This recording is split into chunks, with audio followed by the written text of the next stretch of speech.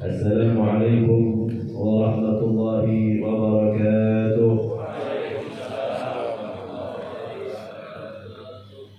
Alhamdulillah, alhamdulillahilladzi yakdifu idza jaa fi qulubil muridin law'atal irada wa yudhibuhum ila suluki sabili sa'adah التي هي الإيمان والإبادة ومحو كل رسم وعادة ونصلي ونسلم على سيدنا محمد سيد أهل السيادة وعلى آله وأصحابه سادات القادة أما بعد. Alhamdulillah, segala puji hanya milik Allah. Segala sesuatunya kembali kepada Allah Subhanahu wa ta'ala. Tidaklah tergerak hati seorang hamba untuk hadir ke dalam setiap acara yang di dalamnya berisi kebaikan kecuali Allah lah yang menggerakkannya, kecuali Allah lah yang mengilhamkan kepadanya untuk duduk di tempat yang mulia. Maka pantas kiranya seorang hamba bersyukur kepada Allah karena Allah telah menggerakkannya untuk melakukan setiap kebaikan. Salawat dan salam atas baginda Rasul sallallahu alaihi wa alihi wasallam, Nabi yang mengajarkan kepada kita setiap nilai-nilai kebaikan, yang karenanya lah kemudian kita dapat mengetahui yang hak dan yang batil. Dan karena baginda Rasul sallallahu alaihi wa alihi wasallam kita kemudian mengenal Allah dan berusaha untuk mendekat kepada Allah. Kalau bukan karena baginda Rasul, entah apalah kita ini kemudian tak kala kita kembali kepada Allah dalam keadaan yang tidak diterima oleh Allah Subhanahu wa ta'ala. Na'udzubillah wa iyyadubillah. Salawat dan salam atas setiap para sahabat baginda Rasul sallallahu alaihi wa alihi wasallam, kepada keluarga baginda Rasul sallallahu alaihi wa alihi wasallam yang mereka berdua adalah petunjuk bagi manusia setelahnya untuk mencapai kedekatan kepada Allah Subhanahu wa ta'ala. Salawat dan salam sepanjang masa hingga datangnya hari kiamat yang nantinya akan memperjumpakan kita dengan baginda Rasul sallallahu alaihi wasallam. Hadirin hadirat, ikhwan akhwat yang dimuliakan oleh Allah, ketahuilah apa yang kita dapatkan di dalam keilmuan, apa yang kita dapatkan di dalam ibadah, kalaulah bukan karena orang-orang sebelum kita yang menyampaikan kepada kita, maka niscaya kita tidak akan pernah mendapatkan hidayah dari Allah Subhanahu wa ta'ala. Itu sebab sangatlah mustahil rasanya seorang hamba kemudian hendak menuju kepada Allah tanpa bertawassulkan orang-orang sebelum kita. Sungguh merupakan hal yang sangat naif, hal yang sangat hina tak kala seseorang mengatakan bahwa dirinya bisa kembali kepada Allah tanpa perantara satu makhluk pun. Ketahuilah, ilmu didapat karena kita mendengarnya dari orang-orang sebelum kita. Ilmu didapat karena kita telah mendapatkan ilmu pengetahuan dari orang-orang sebelum kita yang kemudian memiliki sanad yang bersambung kepada baginda Rasul sallallahu alaihi wasallam. Di dalam perdebatan ilmiah, jika tak mampu mendatangkan sanad kepada baginda Rasul, maka ketahuilah kita tak meyakini bahwa hal itu berasal dari baginda Rasul sallallahu alaihi wasallam. Sebab itu perlulah kiranya kita kemudian mengenal satu persatu orang-orang yang telah menyampaikan kita kepada baginda Rasul sallallahu alaihi wasallam, memahami tentang akhlak mereka, memahami tentang apa yang mereka lakukan, sehingga kita mengetahui bahwa orang-orang sebelum kita mereka berkaca kepada baginda Rasul sallallahu alaihi wasallam. Pernah suatu ketika guru mulia bertanya kepada kita, Al-Habib Umar bin Muhammad bin Salim bin Habib, mengapa tidak engkau dapatkan riwayat bahwa sesungguhnya Sayyidina Abu Bakar adalah orang yang banyak meriwayatkan hadis dari baginda Rasul sallallahu alaihi wasallam? Kata beliau, jawab Habib Umar adalah karena Sayyidina Abu Bakar tidak menghafal hadis baginda Rasul, akan tetapi ia mengamalkannya. Jika engkau ingin melihat orang yang paling mirip dengan baginda Rasul sallallahu alaihi wasallam, ia adalah Sayyidina Abu Bakar yang tidak satupun dari sunnah kenabian yang terlewatkan di dalam hidupnya kecuali ia berjalan di jalan baginda Rasul sallallahu alaihi wasallam. Konon setiap para sahabat belum pernah bertanya tentang hal yang dilakukan oleh baginda Rasul. Mereka mengimani segala sesuatu yang dilakukan oleh baginda Rasul tanpa kemudian mengetahui apa di balik yang dilakukan oleh mereka. Konon dahulunya di sekitar Masjid Nabawi terdapat sebuah pohon korma yang agak condong ke arah bawah. Jarang-jarang biasanya kita dapatkan pohon kelapa lurus, pohon korma lurus. Ini pohon agak merunduk. Sehingga setiap kali baginda Rasul berjalan di tempat itu, pastilah baginda Rasul menundukkan kepalanya agar tidak berbenturan dengan pohon korma tadi. Ketahuilah para sahabat, setiap kali lewat di tempat itu, setelah ditebangnya pohon itu, mereka tetap merundukkan kepala seolah-olah di situ masih ada pohon yang melintang, karena mereka melihat baginda Rasul pernah menunduk di tempat. Lihatlah bagaimana sahabat di dalam keimanan mereka kepada baginda Rasul sallallahu alaihi wasallam, tanpa harus bertanya mereka tentang apa yang dilakukan oleh baginda Rasul, mereka benar-benar meyakini apa yang dikatakan oleh Allah Subhanahu wa taala, "Wa ma yantiqu 'anil hawa in huwa illa wahyu." Tidaklah Muhammad berkata, tidaklah Muhammad berbuat, tidaklah Muhammad melakukan segala sesuatunya kecuali segalanya berasal dari Allah Subhanahu wa taala. Padahal pohon kormanya sudah ditebang, pohon itu sudah nggak ada. Setiap sahabat, setiap kali lewat di tempat itu, mereka ingat baginda Rasul pasti menundukkan kepalanya. Maka mereka pun setiap lewat di tempat itu, meskipun tak ada lagi pohon korma, mereka kemudian menundukkan kepala mereka. Lihatlah bagaimana mereka memiliki keyakinan kepada baginda Rasul SAW yang luar biasa, tanpa harus tahu sebab. Bahkan setelah ditebangnya sekalipun pohon itu, mereka tetap melakukan karena hal itu adalah hal yang sunnah yang dilakukan oleh baginda Rasul sallallahu alaihi wasallam. Di antara sekian banyak orang yang menjadi perantara kita kepada Allah, yang menyambungkan sanad kita kepada baginda Rasul sallallahu alaihi wasallam adalah Abu Abdullah Ja'far As-Shadiq radhiyallahu taala anhum. Semoga Allah Subhanahu wa taala merahmati keluarga mereka semuanya. Abu Abdullah atau yang dikenal dengan Sayyidina Ja'far As-Shadiq adalah salah satu orang yang kemudian disebut oleh mereka para ulama sebagai imamu ahli syariah wa imamu ahli haqiqah. Hampir setiap mereka yang memiliki sanad yang bersambung di dalam pengamalan madhab, di dalam fikihnya, harus bersambung kepada Sayyidina Ja'far As-Shadiq. Bahkan mereka yang bertarekat sekalipun, ketika mereka kemudian untuk menyambungkan sanad mereka kepada baginda Rasul, harus juga bersambung kepada Sayyidina Ja'far Shadiq. Sehingga ulama menyebutkan bahwa Sayyidina Ja'far Shadiq ialah orang yang imamu ahli syariah, imamu ahli hadis. Datangkan kepada kami madhab yang tidak melewati Sayyidina Ja'far Shadiq, maka niscaya kalian tidak akan pernah mendapatkan. Hampir semua madhab melalui Sayyidina Ja'far Shadiq, dan hampir setiap tarekat bermuara kepada Sayyidina Ja'far As-Shadiq. Kalau begitu, Sayyidina Ja'far Shadiq ini disebut sebagai Sayyidul Ta'ifah, pimpinan dari segala pimpinan yang ada. Namun di dalam pemahaman kita, pemahaman Ahlus Sunnah wal Jamaah membagi kurun waktu. Mereka yang hidup dari zaman baginda Rasul sampai kepada zaman dari Sayyidina Ja'far Shadiq menyebut dengan sebutan Sayyidin. Ini marhalah pertama di dalam Islam. Setelah itu, murid-murid dari Sayyidina Ja'far Shadiq disebut dengan imam. Barulah kemudian marhalah ini disebut sebagai marhalah imam. Orang-orang setelah Sayyidina Ja'far Shadiq yang memiliki keilmuan, mereka kemudian disebut sebagai imam. Imam Abu Hanifah adalah salah seorang murid dari Imam Ja'far Shadiq.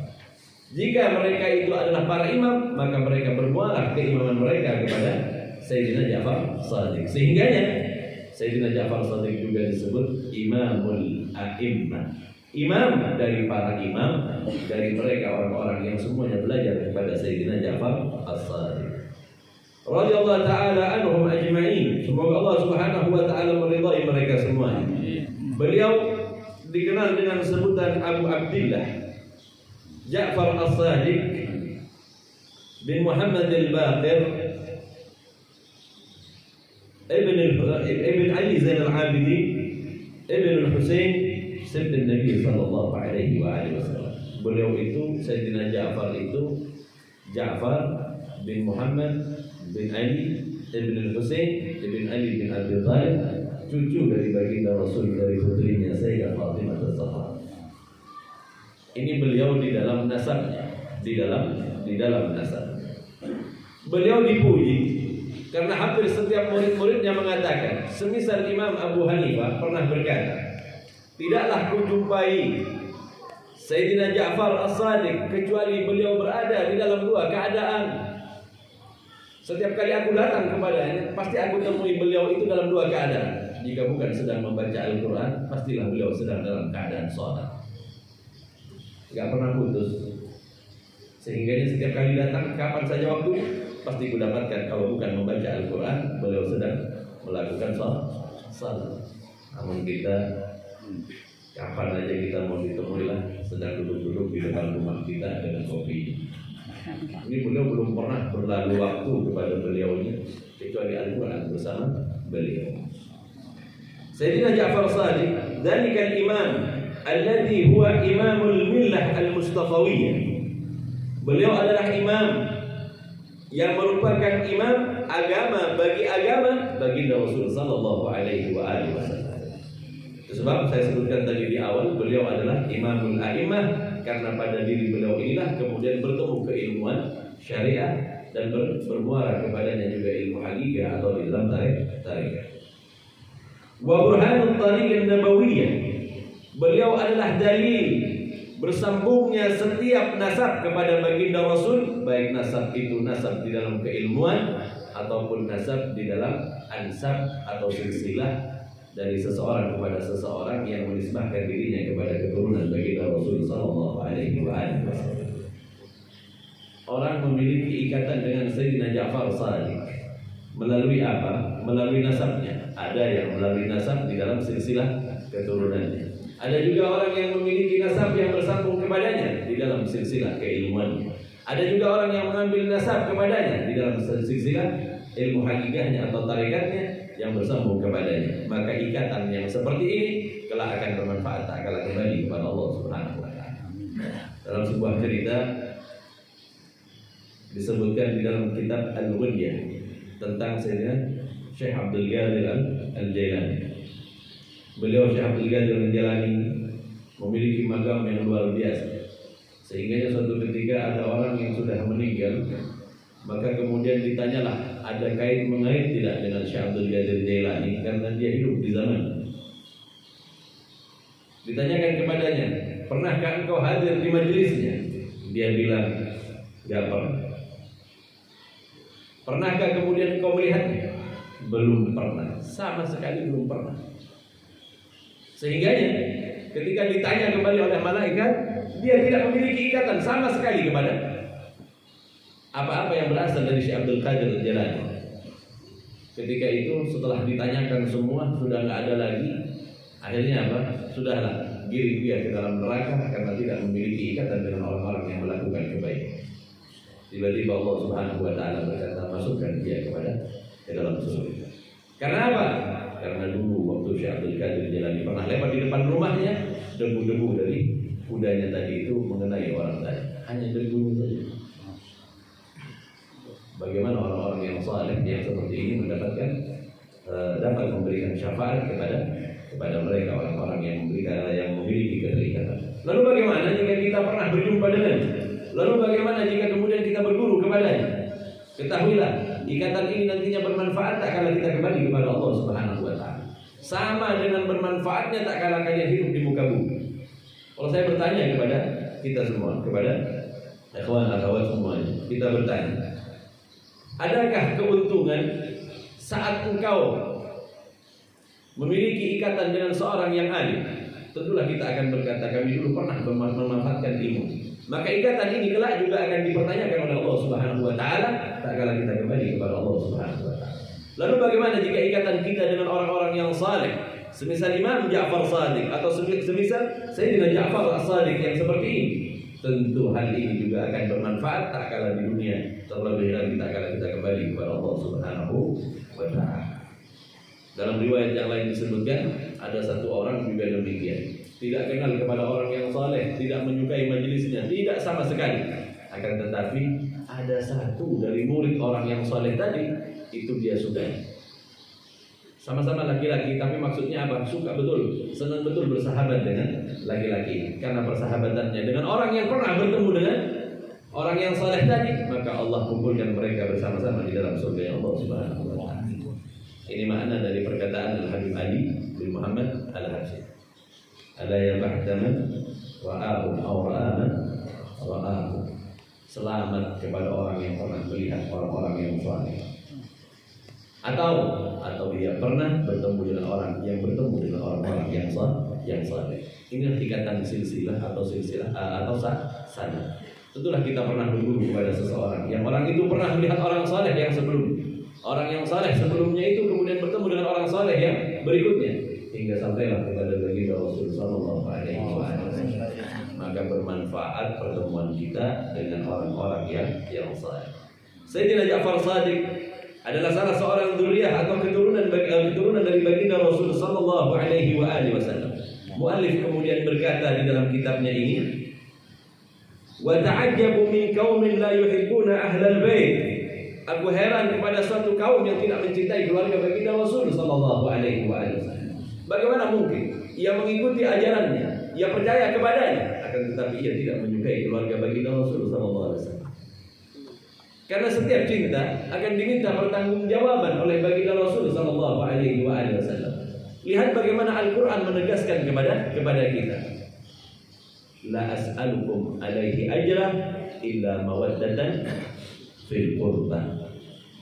Kata baginda Rasul sallallahu alaihi wasallam, katakanlah wahai Muhammad, la as'alukum alaihi ajra. Baginda Rasul di dalam dakwahnya, baginda Rasul di dalam mengajak manusia kembali kepada Allah, beliau tidak meminta upah kepada kita. Apa yang beliau inginkan? Mawaddatan fil qurba, cintailah keluarga, kata baginda Rasul sallallahu alaihi wasallam, disebutkan di dalam Al-Qur'an. Maka ketahuilah, kita ahlu sunnah wal jamaah menempatkan kecintaan kita kepada keluarga baginda Rasul sallallahu alaihi wasallam, dan janganlah kemudian terhiasi di dalam hati kita perasaan hasud kepada mereka, karena demi Allah mereka belum pernah meminta kepada Allah untuk dijadikan sebagai dzurriyyah. Allah yang menentukan. Jika engkau iri kepada apa yang diberikan oleh Allah, maka seharusnya engkau memprotes Allah Subhanahu wa taala. Belum pernah satupun di antara mereka dzurriyyah baginda Rasul kemudian meminta kepada Allah untuk dijadikan. Seandainya lah kita boleh meminta kepada Allah, tentu setiap kita akan meminta sebagai dzurriyyah baginda Rasul sallallahu alaihi wasallam. Tentunya kita demikian. Iya juga. Seumpamanya saya boleh memilih, saya ingin jadi anak Pak Jokowi. Kaya.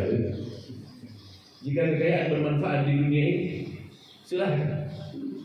Akan tetapi irtibat atau ketergantungan kita, eratnya kita dengan baginda Rasul sallallahu alaihi wasallam, tak ada lagi yang tersisa dari apa yang diajarkan oleh baginda Rasul selain mahabbah kepada keluarga baginda Rasul sallallahu alaihi wasallam.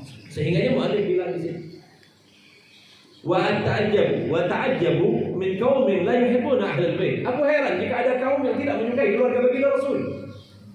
Naudzubillah wa iyadzubillah. Ia yang membawa agama ini. Lalu mengapa kemudian engkau membenci keluarganya? Engkau mencintai baginda Rasul tetapi membuang keluarga baginda Rasul. Ketahuilah bahwa kecintaanmu adalah sesuatu yang sia-sia jika engkau membuang keluarga baginda Rasul sallallahu alaihi wasallam. Wa yadulluna anna tariqatahum la tuwafiqu li ahli sunnah wal jamaah. Ketahuilah, kecintaan kepada keluarga baginda Rasul adalah bagian dari keyakinan kita sebagai ahli sunnah wal jamaah. Ahli sunnah wal jamaah itu satu paham yang lahir di dalam Islam dengan bersandarkan kepada dua hal atau dua pilar yang amat penting. Apa itu?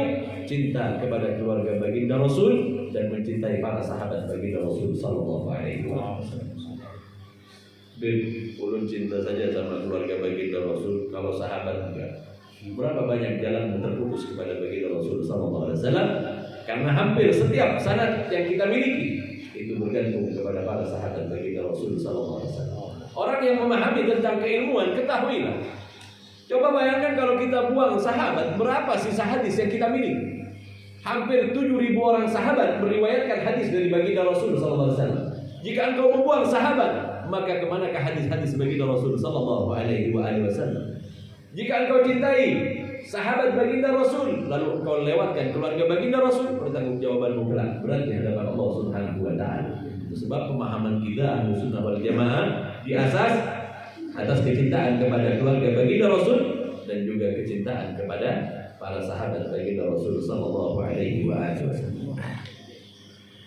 Wa la ya'rifuna bi anna sunnah tariqatuhum wa mutaba'atul jamaah adatuhum. Ketahuilah bahwa apa yang kita ikuti dari Ahlus Sunnah wal Jamaah, sunnah kami adalah jalan kami menuju kepada baginda Rasul sallallahu alaihi wasallam, yang kemudian kami ambil sebagai jalan untuk kemudian mengikuti baginda Rasul sallallahu alaihi wasallam.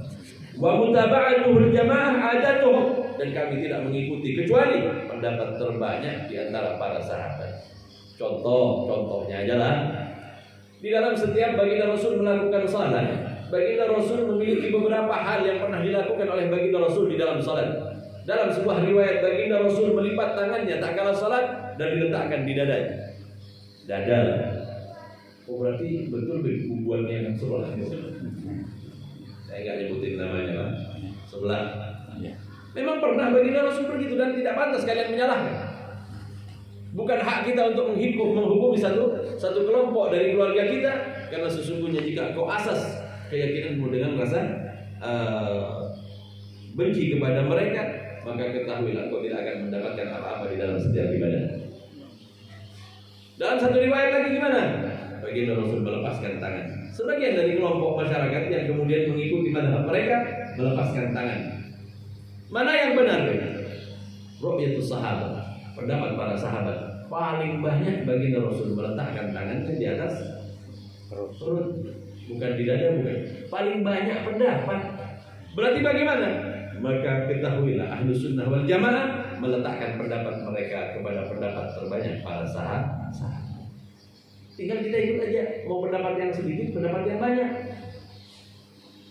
Itu sebab Ahlus Sunnah wal Jamaah dari sekian banyak hadisnya, mereka kumpulkan itu hadis yang banyak itu, kemudian mereka mengikuti pendapat terbanyak di antara para sahabat, karena pendapat orang banyak jauh lebih mendekati kebenaran dibandingkan pendapat cuma satu dua aja.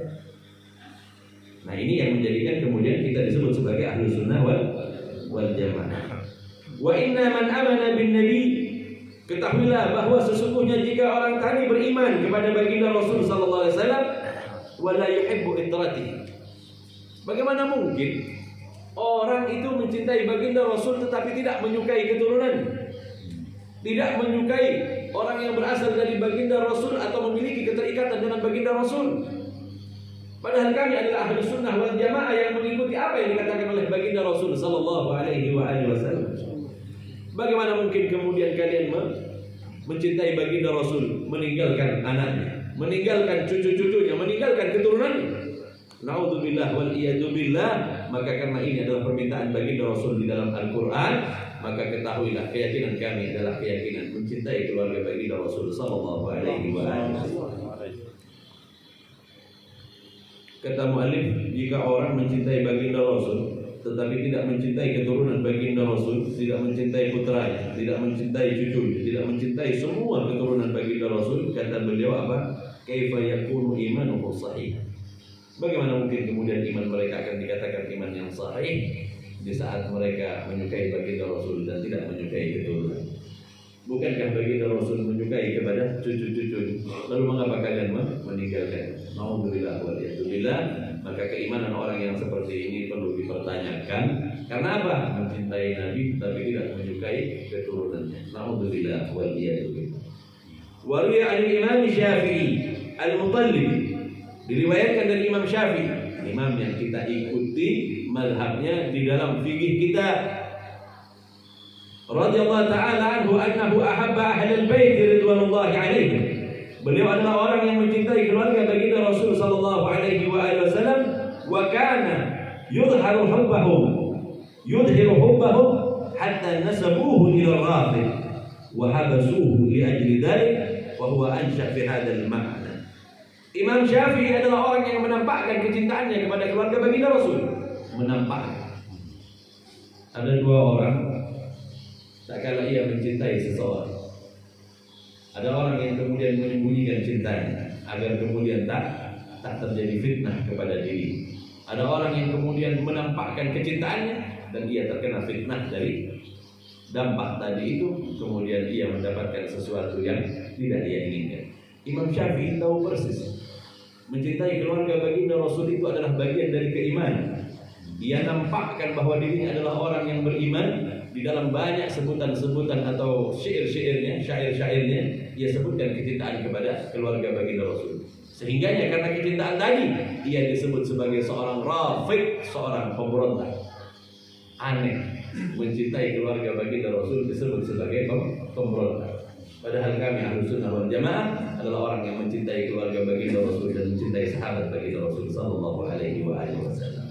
Di zaman itu mencintai keluarga baginda Rasul penuh dengan ujian. Di antaranya yang diterima oleh Imam Syafi'i, di penjara gara-gara mengucapkan sebuah syair.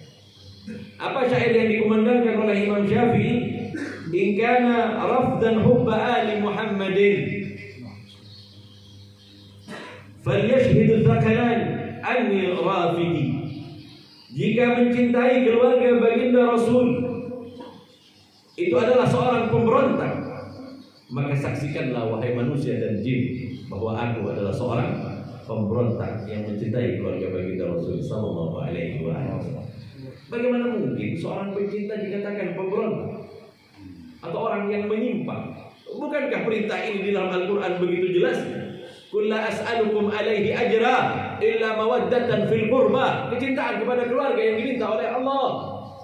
Sehingganya jangan kemudian berpikiran ketika seseorang berbicara tentang cinta kepada keluarga baginda Rasul, kemudian kita disebut sebagai seorang yang menyimpang di dalam ajaran kita. Tidak. Kita berasal dari akidah yang sama. Kita berasal dari sebuah nas yang sama tentang kecintaan kita kepada keluarga baginda Rasul sallallahu alaihi wasallam. Maka kecintaan kepadanya adalah bagian dari keimanan kami. Karena kami mencintai baginda Rasul, maka kami mencintai keturunan. Ini kata Imam Syafi'i. Kalimat inilah yang kemudian menyebabkan Imam Syafi'i disebut sebagai Rafidah, orang yang menyimpang, orang yang kemudian memberontak dari keyakinan orang-orang banyak di zaman itu. Naudzubillah wa iyadzubillah. Imam Syafi'i adalah orang yang kita ikuti di dalam fikihnya, dan beliau adalah seorang yang dekat kepada Allah Subhanahu wa taala. Walau lam yakun i'tikad fi ali Rasulillah wa ashabihi ridwanullahi alaihi ta'ala alaihim min usulil iman, walaupun i'tikad atau keyakinan cinta kepada keluarga baginda Rasul ini memang tidak dimasukkan ke dalam iman, tidak dimasukkan di dalam rukun iman kita lah. Tetapi ketahuilah bahwa di dalam Al-Quran, kepercayaan kita kepada Al-Quran menandakan bahwa kita percaya kepada setiap apa yang datang dari Allah Subhanahu wa taala. Di antaranya adalah tentang mencintai keluarga baginda Rasul sallallahu alaihi wasallam. Kaifa takunu hadhihi al-bid'ah allati adharaha ahlul ahwa min usuli. Lalu ada sebagian dari kelompok kaum muslimin yang kemudian jika kalian berbicara tentang keluarga baginda Rasul, maka kalian adalah Rafidah.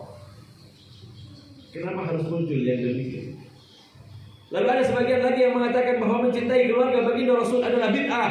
Bid'ah mereka menyebutnya. Jika mencintai keluarga baginda Rasul ini bid'ah, entahlah. Kelak kalau kita mau masuk ke dalam surga Allah Subhanahu wa taala, yang baginda Rasul disebut sebagai rahmatan lil alamin, lalu mencintai keluarga baginda Rasul tidaklah kemudian menyebabkan seseorang masuk ke dalam surga, apa yang hendak mereka katakan? Tak kala mereka mengatakan cinta kepada keluarga baginda Rasul itu bid'ah. Kira-kira besok mereka itu dengan wajah apa mau menghadap kepada baginda Rasul sallallahu alaihi wasallam?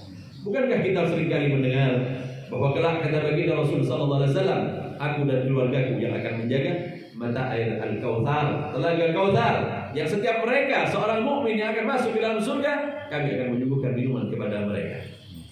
Maka salah satu tanda di mana mereka akan minum adalah meletakkan keyakinan mereka dengan mencintai keluarga baginda Rasul sallallahu alaihi wasallam. Ya nggak tahu kalau dia nggak mau minum di situ.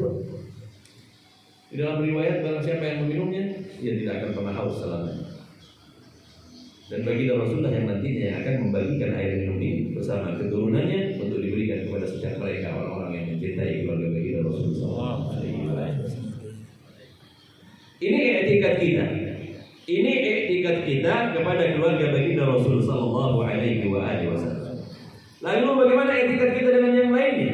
I'tikad yang berikutnya, ketahuilah bahwa sesungguhnya suatu ketika Imam Ja'far Shadiq atau Sayyidina Ja'far Shadiq pernah ditanya. Su'ila al-Imam al-A'zam Abu Hanifah radhiyallahu ta'ala anhu, man afdal min ashabi Rasulillah sallallahu alaihi wasallam. Pernah ditanyakan kepada Sayyidina Ja'far Shadiq, wahai imam, siapakah manusia yang paling afdal di antara para sahabat? Maka beliau menjawab, minal masyayikh as-siddiq wal faruq. Dua orang tua yang ia masuk Islamnya di zaman sudah tuanya. Artinya di zaman pertama-tama masuk Islam, mereka sudah dalam keadaan usianya sudah lumayan tua. Dari kelompok orang-orang tua yang wajib kita ikuti di dalam ajarannya, yang merupakan sahabat yang paling afdal, maka mereka adalah Abu Bakar dan Umar.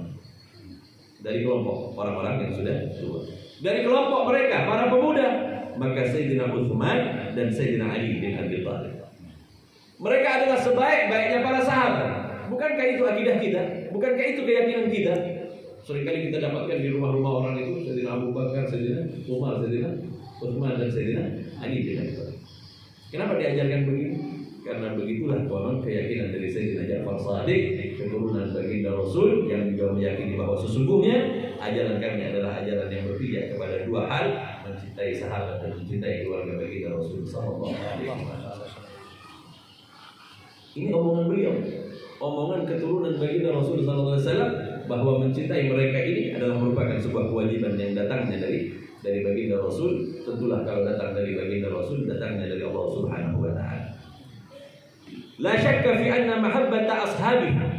Tidaklah ragu bagi kami bahwa kecintaan kepada para sahabat wajibatun limahabbatahu, karena kecintaan baginda Rasul kepada mereka. Jadi kita meletakkan cinta kita kepada sahabat karena apa? Baginda Rasul mencintai. Baginda Rasul mencintai.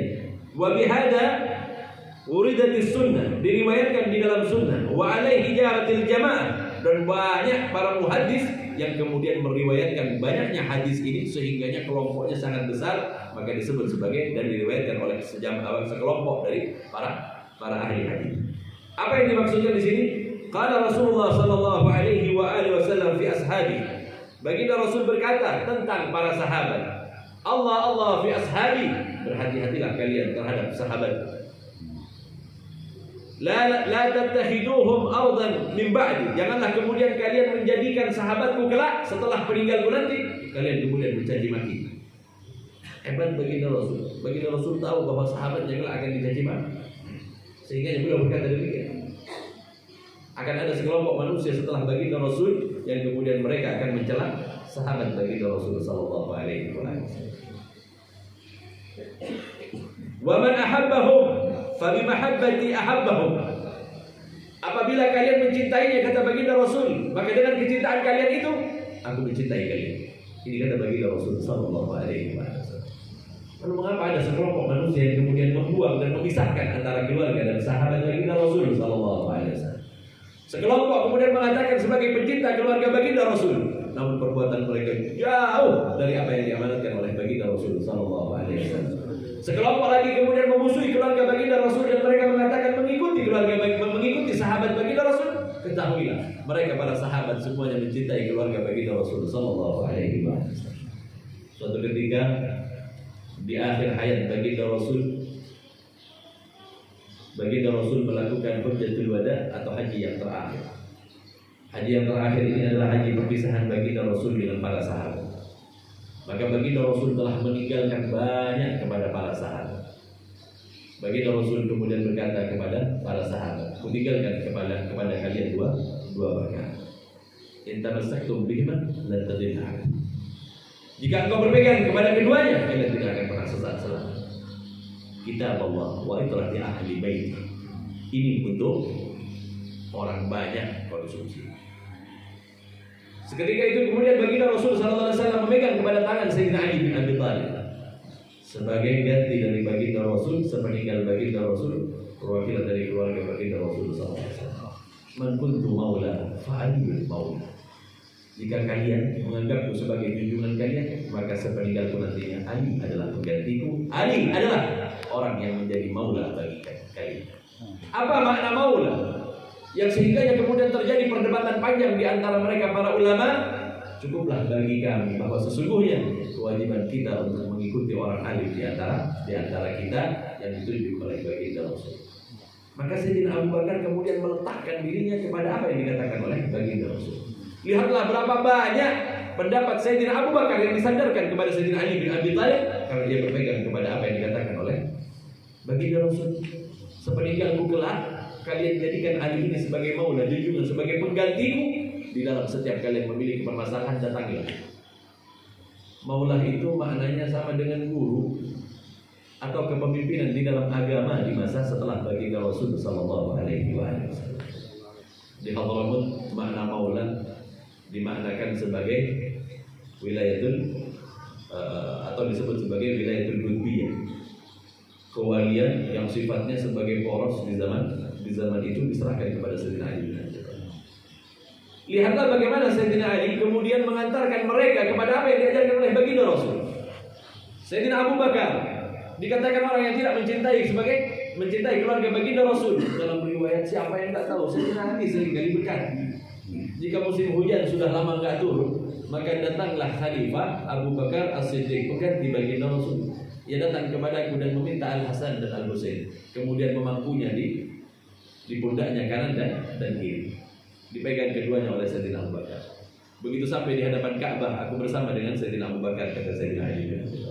Kulihat bagaimana Sayyidina Abu Bakar melantunkan kalimat yang sama yang pernah dilantunkan oleh baginda Rasul sallallahu alaihi wasallam tak kala ia meminta kepada Allah agar diturunkan hujan. Apa kata Sayyidina Abu Bakar? Ya Rabb, dahulunya kami bersama Nabi kami. Sedikit pun kami tak pernah terbesit untuk melakukan segala sesuatu kecuali kami mengikutinya segala sesuatunya kepada baginda Rasul. Segala sesuatunya kami mengikuti baginda Rasul. Apa yang beliau anjurkan, apa yang beliau ajarkan kami ikuti. Kali ini orang yang mengajarkan kami telah kembali kepadamu dan tidak tersisa kepada kami kecuali keturunan. Alhamdulillah engkau tinggalkan kepada kami keturunan baginda Rasul. Dengan keduanya aku berwasilahkan keduanya untuk meminta kepadamu kemudian diturunkan hujan.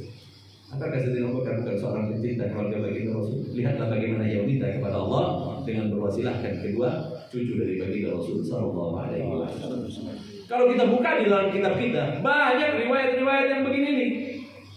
Ketika berjalan dengan Sayyidina Ali bin Abi Thalib, Sayyidina Abu Bakar berkata, "Ya Ali, sesungguhnya Hasan syabihan bin Nabi, sungguh mirip wajahnya dengan baginda Rasul sallallahu alaihi wasallam." Kata Sayyidina Abu Bakar, demi Allah wajah Sayyidina Hasan mirip dengan baginda Rasul. La syabihan bi Ali, dia tidak mirip dengan Ali tetapi mirip dengan baginda Rasul sallallahu alaihi wasallam. Percakapan antara Sayyidina Abu Bakar, keakraban mereka nampak betul di dalam banyak riwayat.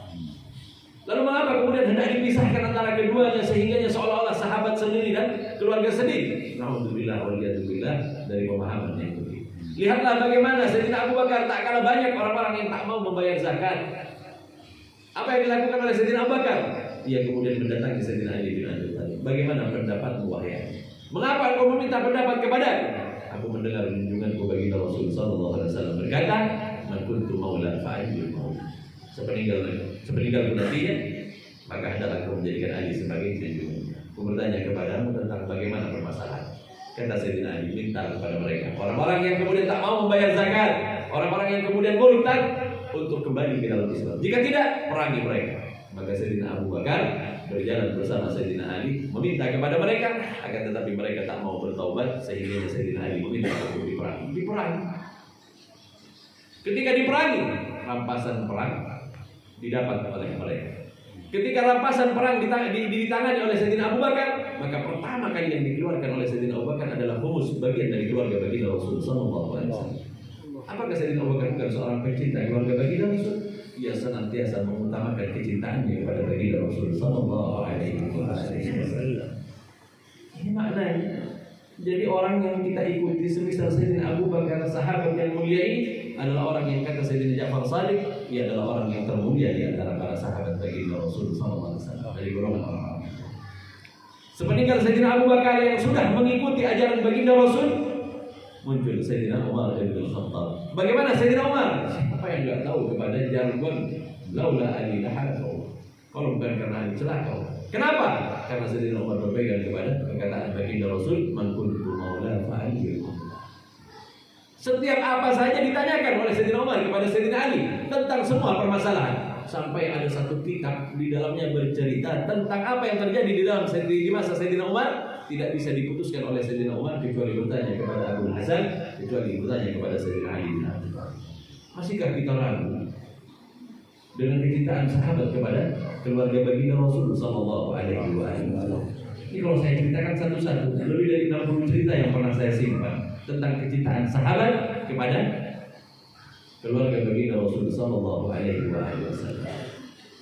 Kita mendapatkan silsilah yang bersambung kepada baginda Rasul yang kita dapatkan dari guru kita kepada guru mulia Habib Umar bin Muhammad bin Salim bin Habib. Kita lihat coba, saking cintanya guru-guru kita itu namanya nggak jauh-jauh beda. Umar, Abu Bakar, saking cintanya kita kepada sahabat baginda Rasul sallallahu alaihi wasallam. Tahukah kalian bahwa di dalam keluarga baginda Rasul sallallahu alaihi wasallam berapa banyak nama Umar dan Abu Bakar yang pernah disebut? Sayyidina Ali bin Abi Thalib memiliki putra, di antaranya Umar dan Abu Bakar. Putra beliau Al-Husain memiliki seorang putra yang bernama Abu Bakar dan Umar. Kira-kira kalau orang kasih nama anaknya dengan nama itu, orang suka atau tidak suka? Kira-kira ini beb saya ini benci betul sama ini. Ya. Makanya anak saya ini saya kasih nama ini. Maksudnya apa? Kalau bukan karena kecintaan mereka kepada kedua sahabat ini, demi Allah, mereka tidak akan memberikan nama anak-anak mereka dengan nama semisal dengan orang-orang yang memiliki ikatan dengan baginda Rasul sallallahu alaihi wasallam. Mereka berikan nama karena mereka tahu persis Sayyidina Abu Bakar adalah orang yang mencintai baginda Rasul. Sayyidina Ja'far Shadiq, ini ibunya namanya Ummu Farwah. Ummu Farwah ini binti Qasim bin Abu Bakar As-Siddiq. Sayyidina Abu Bakar ini adalah kakek dari Sayyidina Ja'far Shadiq dari sebelah ibu. Akankah dipisahkan hal ini? Tidak, demi Allah tidak. Maka kecintaan kepada sahabat ada nasnya dari baginda Rasul sallallahu alaihi wasallam. Ada nas dari Allah Subhanahu wa taala di dalam Al-Qur'an tentang ampunan Allah kepada orang-orang Muhajir dan Ansar di dalam Al-Qur'an. Ada nas tentang keluarga baginda Rasul di dalam Al-Qur'an. Ada berapa banyak yang disebutkan oleh lisan baginda Rasul.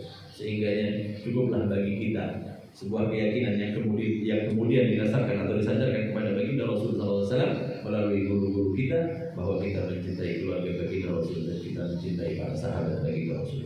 Dua akidah yang menjadi keyakinan kita ini adalah pintu keilmuan kita, pintu ibadah kita, karena dari mereka lah kita mendapatkan riwayat dari baginda Rasul SAW. Letakkan kecintaanmu kepada keluarga baginda Rasul, maka karena kecintaanmu itu nantinya akan bermanfaat, akan kembali kepada Allah karena engkau mencintai keluarga baginda Rasul. Letakkan kecintaanmu kepada para sahabat karena kecintaan baginda Rasul kepada mereka, karena sebab itulah kecintaanmu nanti bermanfaat akan kembali kepada Allah Subhanahu wa taala.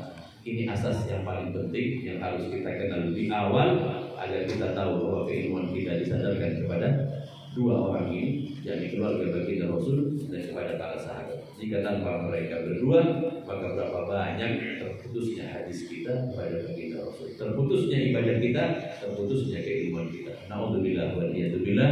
Peganglah keduanya, dan ini merupakan keyakinan atau i'tiqad Ahlus Sunnah wal Jamaah yang diwariskan dari guru-guru kita, orang tua kita, agar kelak kita berpegang. Imam Al-Haddad menamakan